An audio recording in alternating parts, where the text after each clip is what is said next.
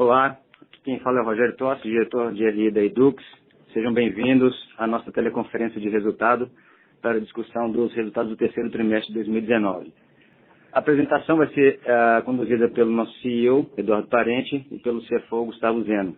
Bom, com esse disclaimer eu passo agora a palavra para o senhor Eduardo Parente, nosso CEO, para iniciar a apresentação. Por favor, Eduardo. Muito obrigado, Tosh. Bom dia a todos. Muito obrigado por participarem da nossa conferência. Eu queria, antes de começar aqui, comentar com vocês que a gente está muito satisfeito com esse resultado. Eu acho que isso mostra uma consistência no que a gente vem falando com vocês já faz um bom tempo, que é um ano difícil, mas que diversas iniciativas nos possibilitariam manter o mesmo patamar de margens, e as três alavancas de crescimento que a gente tem sempre se referido, que é o ensino à distância, a medicina e o M&A, se mostrando muito efetivas na contribuição para esse resultado e na perspectiva futura nossa. Eu queria começar aqui com a primeira página, a capa, na verdade, que é a projeção da nossa unidade de medicina aqui na Barra da Tijuca, que já está em obras, uma unidade premium. É o início da nossa visão de ter uma unidade premium apartada, sendo conduzida de forma diferente, buscando um crescimento e uma presença num segmento diferente. Essa é uma unidade com capacidade para cerca de 1.200 alunos. A ideia é também colocar dentro dela uma unidade de odontologia junto, também nesse conceito premium.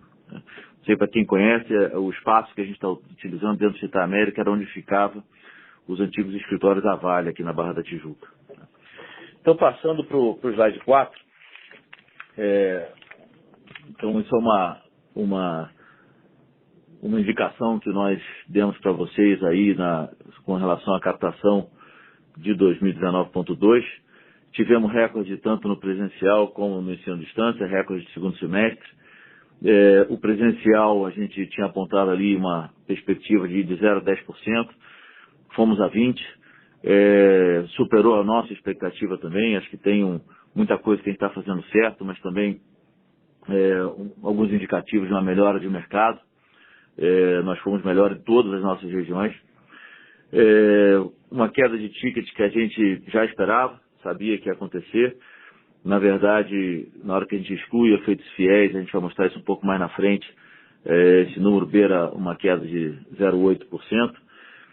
No ensino à distância, seguimos com o pé lá embaixo. Essa captação de 62% aliada a que a gente teve também no primeiro semestre, gera uma expectativa de um aumento de share significativo da Estácio no mercado de ensino à distância, e também uma variação esperada ali de ticket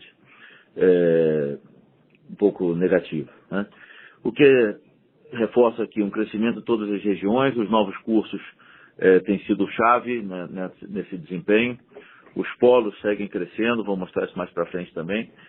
E trabalhando muito as questões táticas, né? Eu falei muito para vocês no primeiro semestre que a gente tinha uma filosofia diferente na captação, e que faltava a gente sistematizar isso. Repetimos com muito sucesso no segundo semestre essa filosofia, essa tecnologia, esses processos, né? Coisa muito física de reação rápida ao mercado, dessa vez muito mais amparados por sistema, e o resultado foi muito bom, né? Vale mencionar que a gente teve um aumento no ano de 24% na captação, que é 20% maior do que o nosso melhor ano da história, tá? Então, demos um salto muito importante aqui. Estou passando para o slide seguinte, esse sim, o slide 4. Um grande resumo do trimestre, né? A gente teve aí tanto a receita quanto o EBITDA andando de lado, a base crescendo 8%, e aí esses três números, na hora que a gente vê uma perda de mais de 20 mil alunos na comparação com o ano passado de fiéis, a gente conseguiu manter isso de novo. É resultado do que a gente vem falando para vocês. A hora que a gente comentou lá, ainda no resultado do quarto tri do ano passado, que tinha muito projeto que estava ainda por maturar, a pergunta veio, não, então vai crescer a margem? Não, a gente sabia perfeitamente que isso vinha para a gente conseguir manter esse patamar de margem que a gente tem na casa de 30 e poucos por cento por esse ano, e é o que de fato aconteceu, né? Então, Tem o lado de captação, também tem o crescimento de retenção, muita disciplina de custos, muita trabalho em matriz, em pesquisa operacional, para a gente poder avançar com os nossos índices de instalamento. Temos conseguido muito sucesso com isso. E aí o que eu acho que no fim do dia é o que interessa, né? A gente olha para a direita na página e vê um aumento de 5 pontos percentuais na conversão de caixa nos 9 meses desse ano. Se a gente tivesse mostrado isso aqui em IFRS 16, vocês veriam um número na casa de 73%. Tá? Então, o que a gente tem aqui é de fato uma empresa saudável, gerando caixa, com um resultado muito positivo para a gente, para os acionistas. Estou mudando para a página seguinte, a página 5.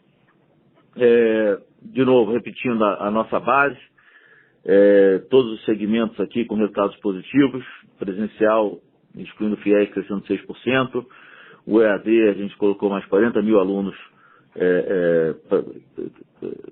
estudando com a gente aqui, um crescimento de 28%, o Flex, que é muito importante pelo ticket maior, a margem maior, um crescimento de 70%, e a pós-graduação andando de lado. Acho que 2020 é o ano da gente dar muito foco aqui, que a gente tem muita oportunidade para a gente crescer a nossa pós, que já é a maior do Brasil, mas com mais atenção vai ser ainda mais. Tá?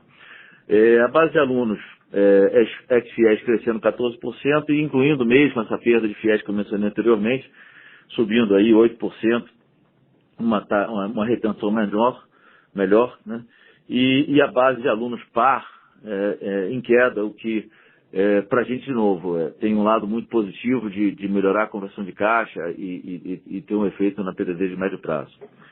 Vou passar agora para o Zeno, que vai falar para vocês aí sobre os indicadores financeiros da companhia. Obrigado, Eduardo.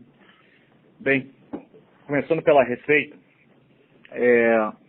nós tivemos uma receita estável no período, mesmo com o desafio do FIES. Vale lembrar que o FIES em 2019 é o nosso ano mais desafiador. Temos na base hoje 42 mil alunos FIES, o que corresponde a 15% da base presencial. Isso já foi no passado, em 2017, 95 mil alunos. Isso é 30% da base. Para 2020, esperamos que esse número caia para em torno de 20 mil. E 2021 em diante, a gente tem um impacto do FIES bastante baixo. Né? Continuando aqui a performance da receita líquida por segmento, nós tivemos uma melhor performance em presencial, excluindo o impacto do FIES de 3,8% contra o mesmo período do ano passado. EAD, sobretudo pela abertura de novos polos. Vale lembrar que boa parte dos nossos polos estão em primeira captação. No segundo trimestre deste ano, citamos que 40% dos nossos polos estavam em primeira captação. Com a abertura de mais polos nesse período, temos polos ainda rampando, o que a gente, com isso, deve manter um crescimento de receita para os próximos períodos no que tange EAD. Pelo lado presencial, acho que o Eduardo já comentou bem, ticket flat, excluindo os impactos de FIES, a gente teria um impacto apenas de 0,8% em ticket presencial, combinado captação e renovação aqui, enquanto o EAD, uma ligeira queda de 1,5%.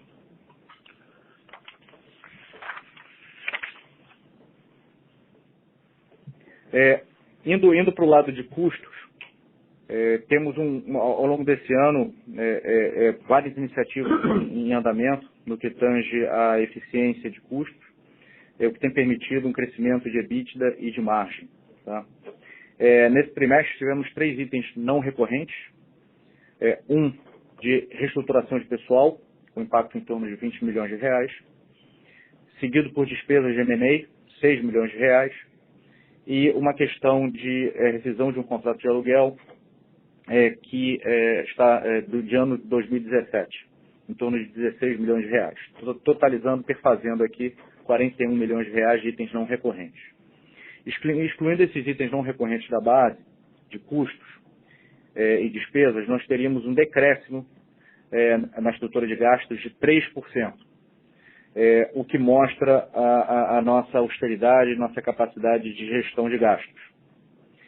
No lado direito do slide, apresentamos o acumulado de 9 meses, com detalhamento por conta, pelas principais contas.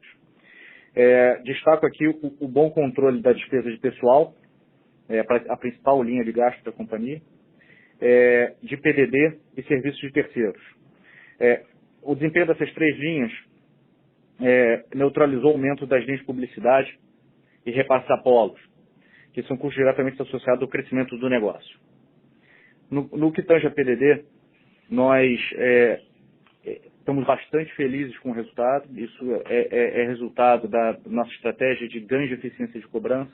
Tivemos ao longo desse trimestre vários acordos sendo feitos, um aumento de arrecadação importante tanto em ativos quanto em inativos, o que permitiu não somente uma melhor renovação, como também uma boa conversão de caixa.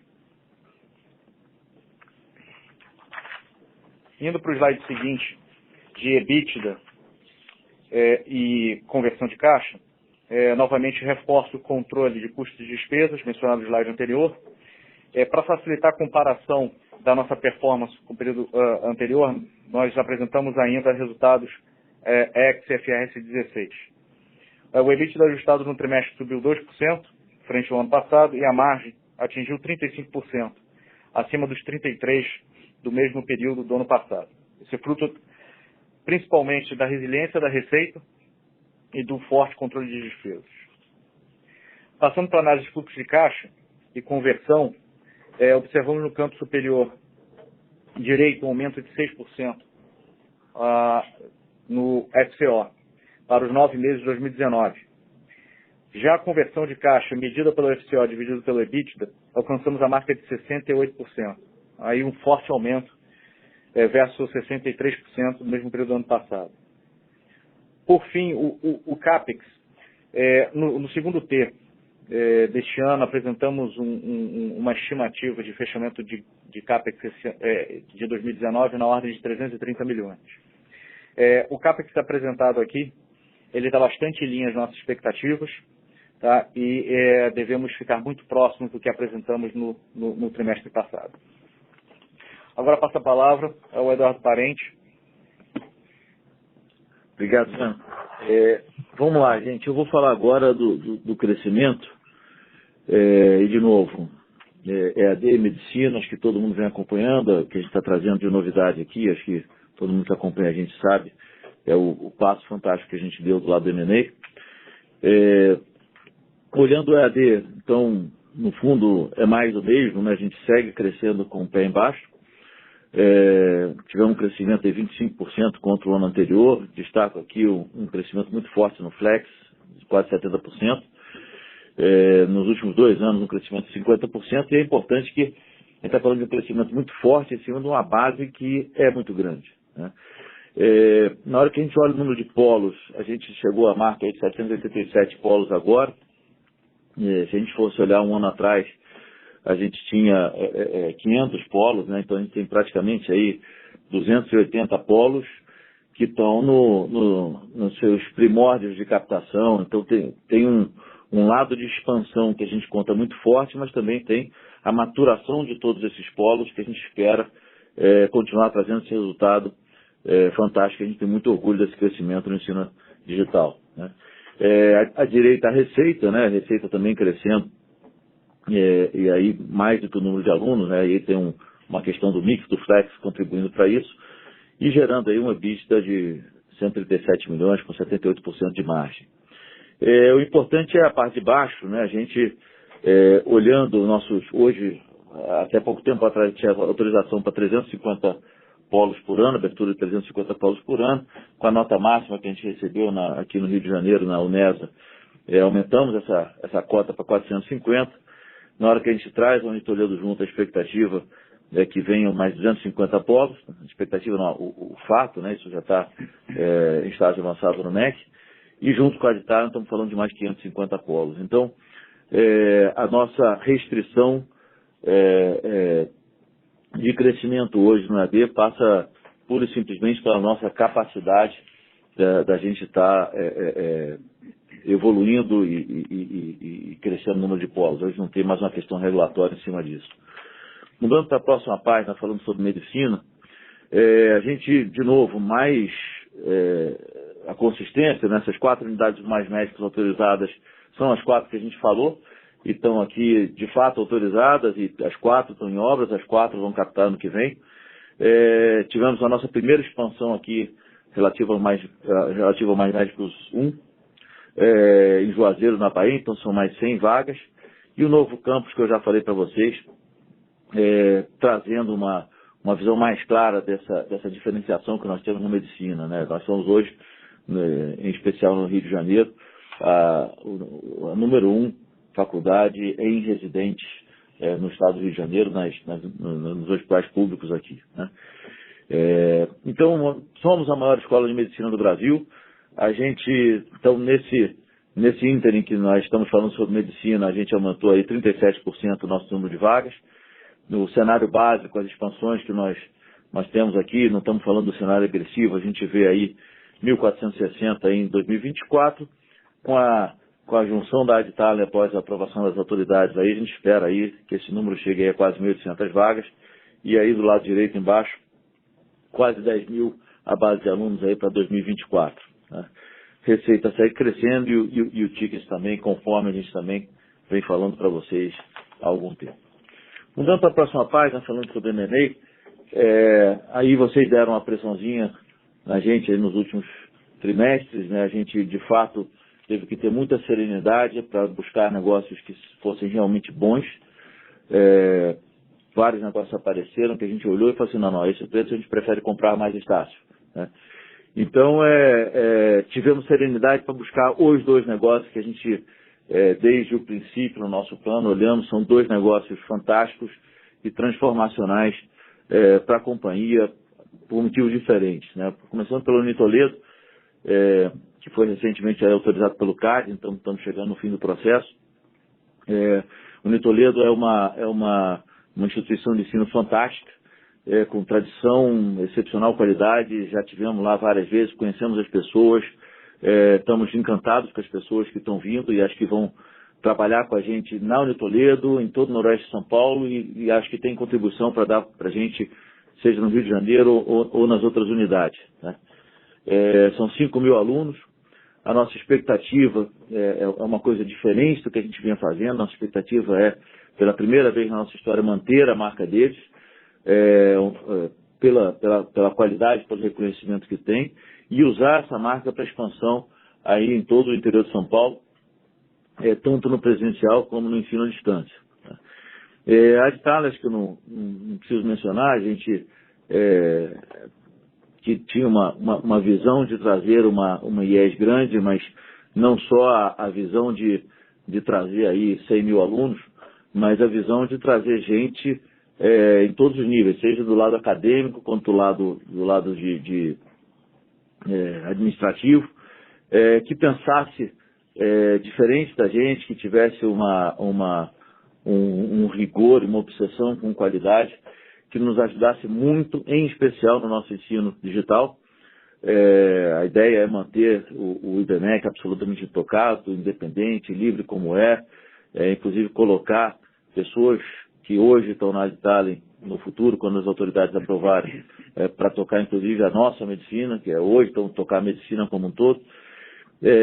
Então tem uma transformação grande que vai ser feita no mundo Edux, que em breve eles farão parte, através da chegada deles, né? Então os números, na hora que a gente junta todo mundo, estamos falando de quase 700 mil alunos, 114 campi, quase 1.000 polos EAD, e aí as vagas de medicina que eu já mencionei, e trazendo aí as duas juntas, né, se a gente replicar o EBITDA passado para o futuro, mais de 200 milhões de EBITDA adicionais aqui para a nossa Edux. Então, gente, acho que pulando aqui para a conclusão, acho que é um pouco do que o Zeno falou anteriormente. Estamos construindo uma base muito sólida para em 2021 aí soltar o freio de mão, né, e aí não tem mais perda, não tem mais olhar para trás, é só crescimento que vem. Estamos construindo isso baseado nessas 3 alavancas e também o desempenho presencial, na hora que a gente tira essa questão do FIES de dentro, muito sólido, né? Então, estou olhando aqui a página das conclusões, eu acho que tem ganhos operacionais muito significativos, uma captação histórica, como eu mencionei, 20% maior do que o nosso melhor ano da história, crescimento de base em todos os segmentos, excluindo FIES, uma retenção melhorando e um forte ritmo aí de expansão no EAD uma vez mais, né? Gerando aí 2.700 de EBITDA nesses 9 meses, considerando o IFRS 16, o custo estável, o EBITDA ajustado crescendo, uma margem muito sólida, uma conversão de caixa, que a gente tem muito orgulho de olhar para ela, tá? Então, olhando para frente, né, os mais médicos crescendo, o EAD crescendo, e as aquisições aqui, a gente trabalhando na integração, dentro dos limites que as autoridades nos deixam, respeitando sempre muito isso, a gente é super certinho e Caxias nisso, mas o importante é que a gente não vai parar por aqui, tá? A gente tem caixa, a gente tem um bom balanço, e a gente segue olhando para fora, olhando oportunidades para a gente levar o nosso impacto e a nossa qualidade para ainda mais gente no Brasil inteiro. Vou devolver aqui para o Tosh. Obrigado, Eduardo. Obrigado, Zeno. Podemos agora passar para a sessão de perguntas e respostas. Lembrando que 2 perguntas por participante, por favor. Obrigado. Operadora, por favor. Senhoras e senhores, iniciaremos agora a sessão de perguntas e respostas. Para fazer uma pergunta, por favor, digite *9. Para retirar a pergunta da lista, digite *9 novamente. Por favor, aguardem enquanto coletamos as perguntas.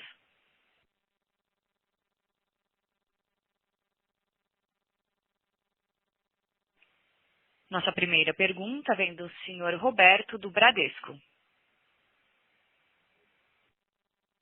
Obrigado pelas perguntas aqui. A gente tem 2 perguntas do nosso lado. A primeira, equilíbrio assim, volume e preço, né? Como vocês veem esse trade-off, né? O que aconteceu nesse tri com a estratégia de ganhar intake, assim, volume, ao invés de ganhar ticket, essa é a melhor estratégia na visão de vocês? Queriam comentar um pouco em cima disso. E a segunda pergunta, em relação a despesas não recorrentes, principalmente refere à reestruturação organizacional, a gente queria entender o quanto disso é relativo à rescisão de docente e o que mais que passa nessa linha, né? Obrigado.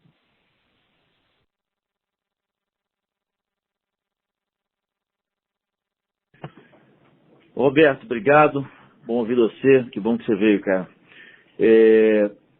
Sobre o volume e preço, não é necessariamente um trade-off, né? Quando você cresce, você bate recorde e vai 20% melhor que no melhor ano, né? E entrega um pouco de preço, no fim do dia, não necessariamente no curto prazo, mas no médio prazo, você tem uma empresa muito mais saudável, né? Então, obviamente, existe esse trade-off que a gente está fazendo, marcando muito forte a nossa posição em todos os mercados que a gente atua. Acho que no passado houve lugares que a gente apanhou em silêncio ou esperou demais e quando viu a banda tinha passado.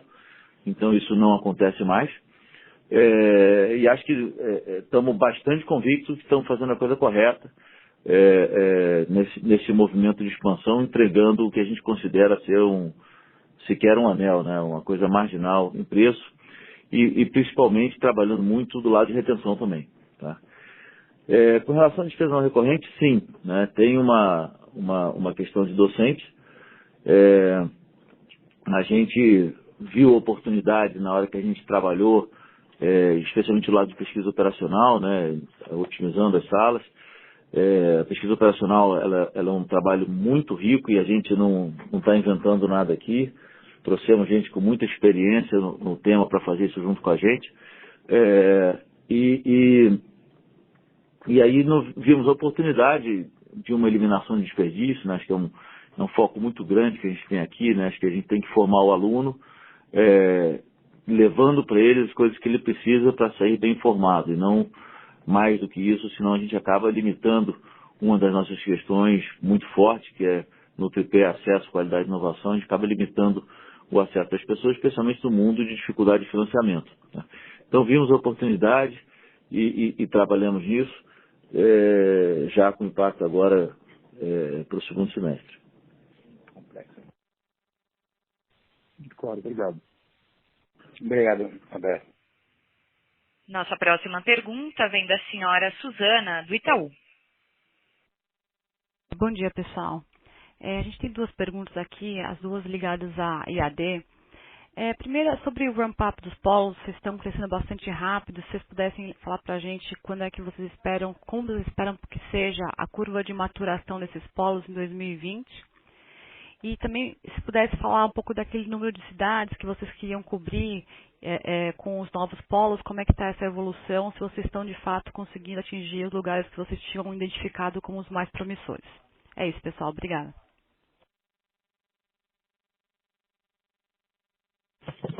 Suzana, bom ouvir você. Vou passar aqui para o Alexandre Gueira te dar as respostas.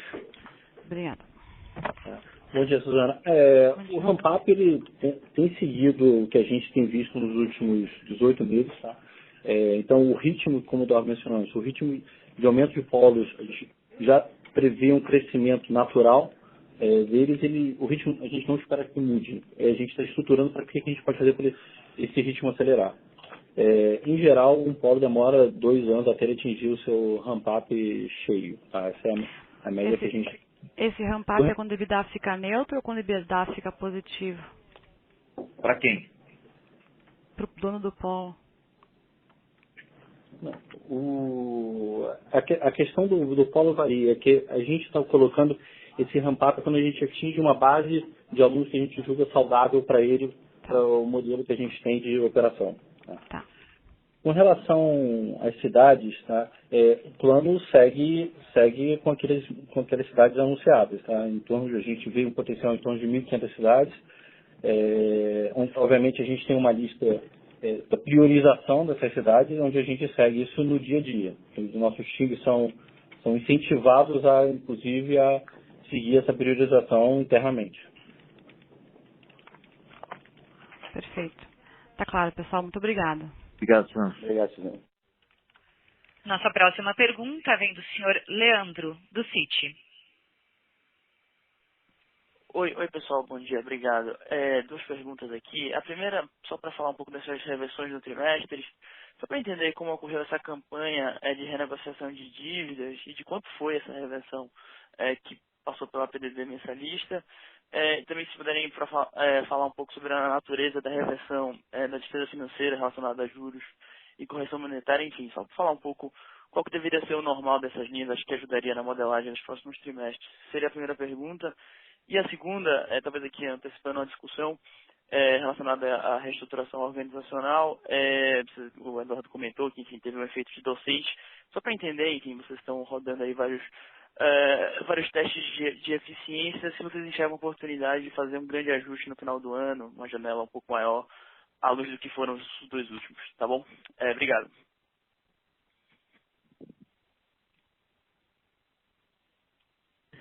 Leandro, obrigado pela sua participação. Você fala um pouco rápido, cara, e aí a minha sensação é que tem umas 15 perguntas nas duas. Então, você falou da campanha de negociação, quanto foi, aí depois a gente não conseguiu entender o que você falou na segunda metade da primeira pergunta. Não, claro, só fala devagar agora. Não, é o seguinte, a gente teve essa reversão na PDD mensalista que foi relacionada à campanha de renegociação. Só para entender quanto é que foi isso, e também teve uma outra reversão nas despesas financeiras relacionadas a juros e correção monetária. Pelo menos esse é o comentário do release. Então, assim, só para entender quanto é que foi e qual que seria meio que o normal para a gente entender os próximos trimestres, falando dessas reversões especificamente. Ficou claro? Ficou claro. O pessoal vai te responder. Eu vou começar pela segunda aqui. Que eu entendi que perguntou sobre a reestruturação organizacional, se a gente espera outra grande no fim do ano. É isso, não? Na verdade, a gente espera no fim do ano alguma coisa, mas não no mesmo volume que foram nos anos anteriores. Né? Na verdade, a gente conseguiu, nesse ano, acho que foi um golaço aqui do Adriano, do time dele, da gente conseguir antecipar alguma coisa que a gente estava olhando só para o fim do ano. Né? Então, sim, esperamos alguma coisa no fim do ano, mas não na magnitude que foi nos anos anteriores. tá? Eu vou começar respondendo a primeira pergunta, que acho que tem uma discussão nossa aqui forte, que a gente ficava sentado olhando uma série de pessoas ali no contas a receber, e a gente tomou a decisão de transformar isso em caixa, né? Então nós fomos atrás e aí contratamos consultoria e fizemos uma análise por cluster, por tipo de devedor, por tipo de aluno, quem já estava fora, quem podia voltar. E acho que isso foi um golaço que a gente teve aqui, né, na transformação dessa dívida que estava ali parada em dinheiro no bolso. Deixa eu complementar o que o Eduardo falou. Primeiro, o desconto concedido a gente entende por algo que não é operacional e isso vai abaixo da EBITDA. Segundo ponto, ele teve um aumento no trimestre, sim. Você pode olhar depois no nosso conta a receber bruto, o volume de acordos, ele não varia muito, tá? Então, boa parte das nossas negociações viraram caixa no final do dia, tá? Então, outra evidência disso é você ver a conversão de caixa, de 68%, e isso foi, eu acho que traduz o sucesso da nossa iniciativa, tá? O segundo ponto sobre contingências da reversão de juros e correção monetária, isso foi, nós implantamos o sistema jurídico aqui e nós vimos que a correção dos nossos processos judiciais, a correção monetária deles, né, que são processos que demoram muito tempo, que são corrigidos por determinados indexadores. Ele estava muito conservador, estava feito de maneira errada, então uma vez que a gente constatou isso, a gente fez essa reversão, tá? Tá, então, tá perfeito. E qual que é um patamar dessa linha, se der para compartilhar de agora em diante, dessa linha de contingências? Olha, vamos aguardar o fechamento do ano, tá? Mas eu dado o aprimoramento dos nossos controles aqui dentro, eu vejo que essa linha ela não tem por que ficar no spotlight aí do mercado. Ela vai ser uma linha bastante tímida daqui para frente, olhando as iniciativas que eu tenho internas, tá? Mas aí eu prefiro falar isso com você novamente no quarto trimestre. Perfeito, tá bom, tá ótimo, pessoal, obrigado. Obrigado, André. Nossa próxima pergunta vem do senhor Samuel, da BTG Pactual. Bom dia, Eduardo, Zeno, Tostes. Apenas uma pergunta, se vocês pudessem falar um pouquinho sobre o par, né? A gente notou que ele representou apenas 2,5% da captação. Na captação inverno do ano passado tinha sido 11%, né? É mais para entender se esse é o novo patamar que vocês esperam trabalhar o produto, se já é uma mensagem mesmo relacionada com o fato de que vocês não precisam mais dar tanto incentivo para captar, dado o melhor cenário macro. É isso. Obrigado. Obrigado, Samuel. Obrigado pela sua pergunta. E a resposta é sim e não. Tá? Eu acho que a gente vive num país que financiamento é uma questão importante. A gente tem trabalhado para buscar fontes alternativas e ter uma confiança que mais para frente, eu acho que é o momento agora, mais para frente os financiamentos públicos vão retomar a sua força. Mas o que acontece com ele é que a gente tem um produto que se desgastou um pouco, né? Na hora que a gente começou a olhar do nosso lado e do lado do aluno, você tem um pedaço da captação que ele é extremamente vantajoso para um lado e um pedaço da captação que ele é extremamente vantajoso para o outro, né? Então a gente acaba tendo uma janela curta de aproveitamento. Na hora que a gente foi olhar isso a fundo e passamos a comunicar isso muito explicitamente, o volume caiu naturalmente. Então, o que acontece é que dentro desse modelo que a gente tem hoje, esse é o patamar. Tá? Na questão, o que a gente está fazendo é redesenhando isso mais para frente, né? Dentro de uma visão de ciclo de vida do aluno, dentro de você, o cara está aqui há 1 ano, 2 anos, ele representa um risco muito menor, mas pode precisar de uma ajuda para concluir os seus estudos. Trazer fiador pode ser uma questão que a gente olha e aí isso vai ter um impacto diferente de toda a análise de risco. Então, do jeito que está, ele tende a ficar nesse patamar que você está vendo. Agora, para frente, a gente quer trabalhar muito na previsibilidade para o próprio aluno, né? Então, tem outras coisas aqui que tem um grupo trabalhando essa renovação e a gente espera ter novidades aí para 20.1, tá? Samuel, eu queria destacar que, e a gente sempre fala isso para o mercado, né? Parcelamentos algo que a gente tem que ter, mas de maneira muito limitada, né? Isso aqui é uma instituição de ensino, isso aqui não é um banco. Então, a gente repensa em querer aprimorar o produto, ajudar, apoiar o aluno também, sem ofender nosso balanço, mas a gente não vai ter, seja qualquer outro produto financeiro, de maneira representativa dentro do nosso balanço. Tá? Ele vai continuar os patamares que você está vendo hoje.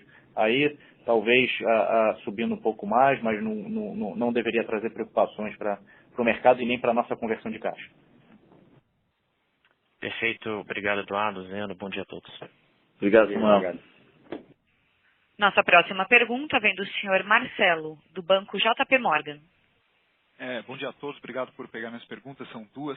A primeira é se vocês podiam falar um pouco do ramp-up esperado nos próximos anos das unidades de medicina. Vocês falaram, as 4 unidades começam ano que vem. A gente está falando aí, então, as 4 unidades já recebendo aluno no primeiro semestre. Se puder dar um pouco de detalhe, por exemplo, quando que as 100 vagas de Juazeiro começam a entrar alunos, só tangibilizar um pouco como que vai se dar esse ramp-up das unidades. Essa seria a primeira pergunta. A segunda pergunta é só um pouco mais da natureza dos descontos que foram dados para atrair mais alunos nesse intake, que veio um intake bastante forte. A gente está falando de descontos que são curso inteiro, semestre inteiro. Como é que esse ticket devia se comportar sazonalmente nos trimestres? Assim, é algo que, por ter sido mais agressivo, devia voltar mais no quarto tri ou deveria persistir o ano que vem também? É só um pouco mais de cor nesse comportamento, por favor. Marcelo, bom dia. Obrigado pela sua pergunta. Vamos lá, ramp-up mais médicos. Nossa intenção são 2 captando no primeiro semestre e 2 captando no segundo. Juazeiro a gente já captou agora em 19.2, 80 alunos. Tá? Não foi o 100 cheio, vai para os 100 vem ano que vem. Tá? E a natureza do desconto, a gente deu primordialmente descontos para o primeiro semestre. Perfeito. Então, no dezembro continua, mas no ano que vem a gente já pode ter um uplift aí. Exatamente. Tá ótimo, muito obrigado. Obrigado, Marcelo. Nossa próxima pergunta vem do senhor Vinícius, da UBS. Pessoal, bom dia, obrigado por pegar a minha pergunta. Eu queria falar um pouquinho de dinâmica de presencial. A captação de 19, obviamente, foi muito boa, por um pouco dos motivos que vocês já comentaram. Eu queria explorar um pouquinho o que vocês esperam para 2020. Assim. Qual que é a tendência de volume que vocês veem e qual que é a mensalidade de entrada? A segunda pergunta é um pouco nesse sentido também. Uma preocupação que existia no mercado há algum tempo atrás era da qualidade do intake que as empresas estavam trazendo para dentro, às vezes um pouco por conta da natureza do desconto. Eu queria só entender como que vocês estão controlando isso, especialmente nessa safra que vocês acabaram de captar e para 2020 também. Acho que é isso. Obrigado, pessoal.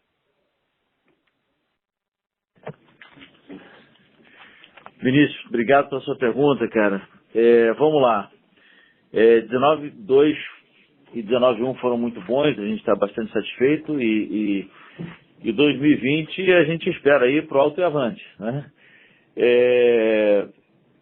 Difícil dizer o número, a gente não estamos trabalhando, temos nossas projeções de orçamentos aqui, mas tem muita coisa para acontecer, tem um mercado muito dinâmico. O que anima muito é a gente ver resultados bons nos concorrentes também. Né? Então, a nossa sensação é que tem uma melhora boa de mercado. E eu acho que, de novo, a perspectiva é boa, mas não temos um número para te dar. Né? Se quer o orçamento nosso interno, a gente fechou aqui para o ano que vem. Tá? A qualidade do intake, eu acho que ela aparece claramente na hora que a gente consegue melhorar os índices de renovação e retenção. Acho que a gente teve uma atuação muito forte, especialmente no começo da captação, que a gente tem um histórico que esse aluno tem que ter uma persistência maior. Então, a nossa sensação é que isso, e os números mostram também, né, que isso está melhorando. Tá? Perfeito. Só se permitir um follow-up, assim. Fala. Como vocês selecionam para quem vocês vão dar esse desconto de captação? Eu sei que eu estou falando de algo que é meio marginal, que ainda não tem muita visibilidade, porque o aluno acabou de ser captado. Só queria entender, assim, como que vocês... qual que é a política desse desconto que vocês estão usando para incentivar o cara a entrar? Não existe... A coisa vem mais de fora para dentro do que de dentro para fora, né? A gente não tem uma política de desconto. Então, o cara é assim, assado, eu vou dar X, vou dar Y. É muito uma questão de mercado, né? Então, eu acho que o grande salto que a gente deu de um ano para cá, né, na captação 19.1, 19.2, é a gente ter conseguido olhar cada curso, turno, localidade, entender o que a concorrência tem feito, entender quais são os nossos atributos, e ter uma competitividade muito grande onde quer, né? E aí acho que trabalhar aí, obviamente, depois de um certo período da captação, você começa a trabalhar a capacidade ociosa, né? Então, você tem uma turma lá com 20, colocar mais 10 para dentro é mais simples, isso a gente faz na concorrência também. E acho que o que a gente tem ganho muito, acho que a gente está com uma tecnologia e processos muito bons para ter essa velocidade de reação, né?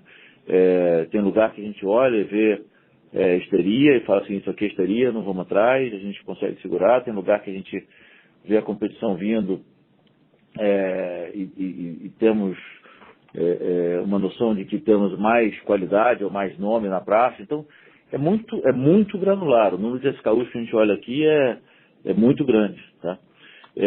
E o que a gente procura sempre é trabalhar o lifetime value, né? Então, que a gente traga o aluno aqui que fique, que tenha uma boa experiência, uma boa qualidade e uma boa rentabilidade para a gente também. Perfeito, claríssimo, dado. Obrigado. Obrigado, Vinícius. Nossa próxima pergunta vem do senhor Tiago, da Goldman Sachs. A todos e obrigado por pegar as nossas perguntas. Nós temos duas relacionadas a SG&A.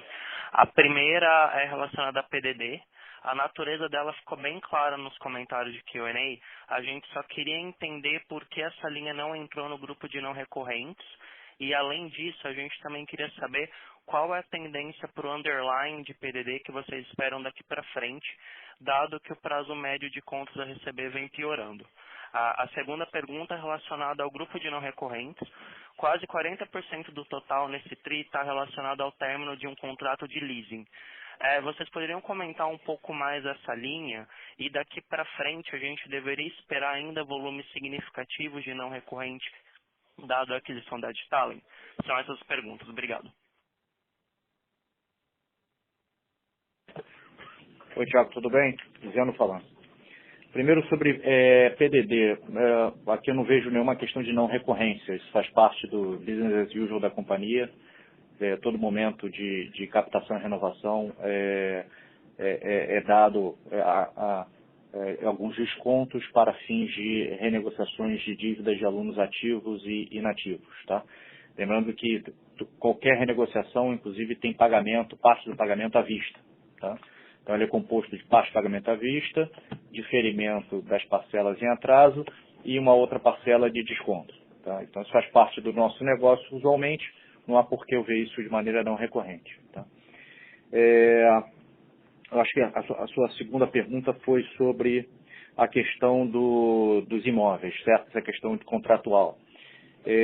Bem, ainda voltando sobre o PDD, olhando o going forward, olhando o nosso prazo médio de recebimento, hoje ele está em 98 dias. Se você olhar o trimestre anterior, ele estava já acima de 90. Isso já era esperado, dado a inserção de produtos financeiros na nossa base. Isso a gente vem falando desde 2018. A nossa conversão de caixa já considera esse aumento de prazo. Então, eu não vejo nada que nos preocupe na manutenção de uma boa conversão de caixa, tá? Esse prazo médio eu não vejo nenhuma pressão nele olhando para frente. E sobre PDD, a gente estaria falando algo entre 10% e 11%, olhando mais para frente, a gente já está perto de atingir a maturidade desse indicador, à luz do nosso mix de alunos e produtos financeiros. Tá? 2, o SG&A falando em imóveis, não recorrente. Isso é uma questão lá de 2017, pontual, tá? Que a gente vem tratando, e dada a probabilidade das negociações, a gente está trazendo para resultado. Então, vale lembrar que é a primeira vez que a gente traz esse ano itens não recorrentes. Tá? Não é prática da companhia ficar soltando isso todo trimestre, a gente não gosta disso, mas a gente entende que é importante que o mercado saiba que é o tipo de coisa que não deveria voltar a acontecer. Tá? Só acrescentando aqui, Thiago, aqui o saudade de Talen vai gerar custos que vão, quando eles aparecerem no valor, no resultado, eles vão ser não recorrentes. Né? A gente tem no custo de aquisição, tem banco, tem a própria consultoria de integração, então tem coisas que vão aparecer sim. A nossa expectativa para o ano é de alguma coisa ainda mais aparecer, mas não chegar nos patamares que a gente chegou no ano passado. Ok, pessoal, está claro. Obrigado. Obrigado, senhor. Nossa próxima pergunta vem do senhor Bruno, do Bank of America. Olá, bom dia a todos. Qual é a expectativa de vocês para a captura dos benefícios da pesquisa operacional no custo docente? Se vocês puderem dar uma ideia para nós de como vai ser essa captura nos próximos anos. E a segunda pergunta, desculpa insistir na questão do ticket, mas vocês poderiam dar uma ideia de como é que foi a variação ano contra ano do calouro e também do veterano, aí excluindo, obviamente, o efeito viés da conta? Obrigado.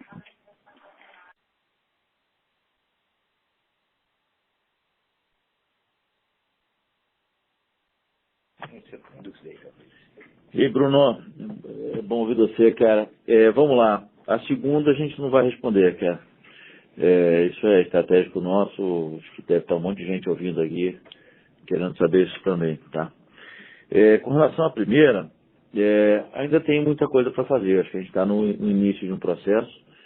Eu acho que a APO ela tem um impacto do lado de custo também, mas acho que tem um grande impacto na retenção e na qualidade dos professores. Né? Você tem uma previsibilidade muito maior de médio prazo do que vai acontecer com as turmas, né? Você tem condições de dar uma vida muito melhor para o professor, ele tem uma projeção, aquele bom professor, aquele que a gente quer reter, aquele que os alunos admiram e que tem bons resultados, ele tem uma previsibilidade muito maior de médio prazo, tá? Então também tem